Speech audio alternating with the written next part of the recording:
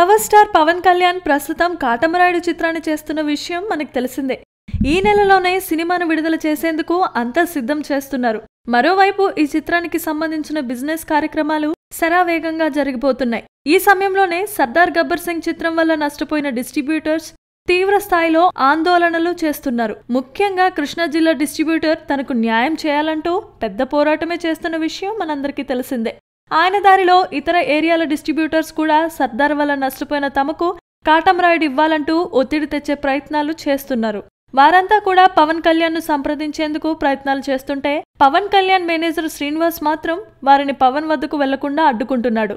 దాంతో వారంతా మరోసారి మీడియా సమావేశంకు సిద్ధం కానున్నారు. సర్దార్ వల్ల కోట్ల నష్టాలు చవిచూసిన తాము తీవ్ర ఆర్థిక ఇబ్బందులు ఎదుర్కొంటున్నామని, దయచేసి తమను ఆదుకోవాలని వేడుకుంటున్నారు.